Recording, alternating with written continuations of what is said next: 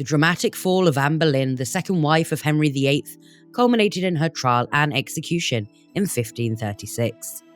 Anne's demise was precipitated by a series of events and accusations, ultimately leading to her being charged with adultery, incest, and treason. Anne's downfall began shortly after the death of Catherine of Aragon, Henry's first wife. On January 8, 1536, news of Catherine's death reached Henry and Anne. The king celebrated, seeing this as a release from any lingering questions about the legitimacy of his marriage to Anne. This event, however, did little to strengthen Anne's position, as Henry's affections had already shifted towards Jane Seymour, one of Anne's maids of honour. In January 1536, Anne, pregnant again, faced a significant setback when she miscarried a male child. This loss, coupled with Henry's increasing interest in Jane Seymour, marked the beginning of the end for Anne. Following the miscarriage, Henry openly pursued Jane, and Anne's former ally, Thomas Cromwell, began to distance himself from her.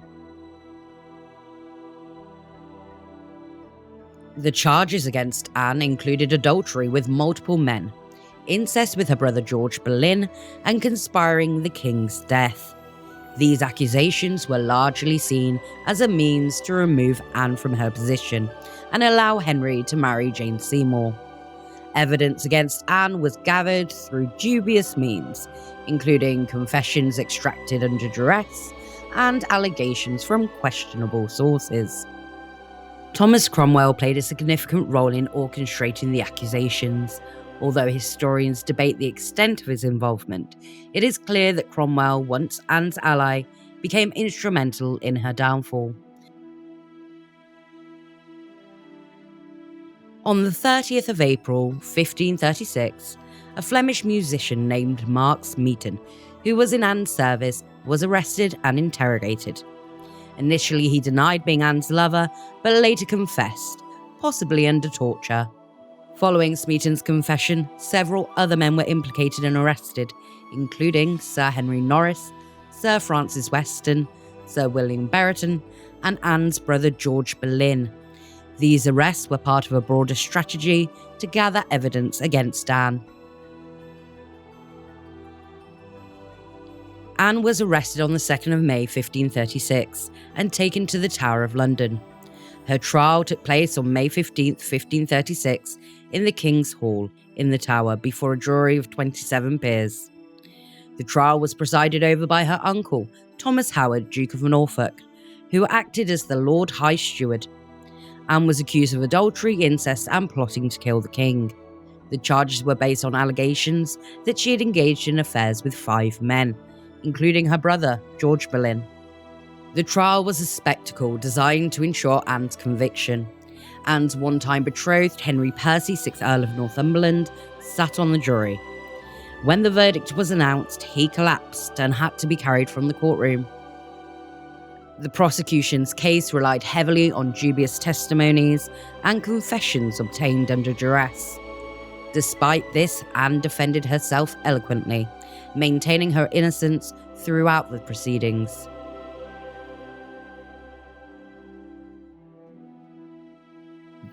The jury found Anne guilty, and she was sentenced to death. Her brother George was also found guilty and charged with incest and treason.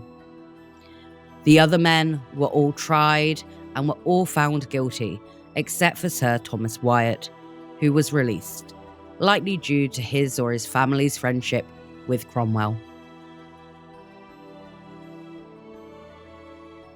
On the 17th of May, 1536, Anne's marriage to Henry was declared null and void, further stripping her from any legitimacy. On the 19th of May, 1536, Anne Boleyn was executed by beheading at Tower Green. Her execution was carried out by a skilled French swordsman who had been brought to England specifically for the task, to ensure a swift and relatively humane death. We'll have a video coming out shortly about the execution of Anne. The downfall of Anne Boleyn remains one of the most infamous episodes of the Tudor era, reflecting the volatile and often dangerous dynamics of Henry VIII's reign.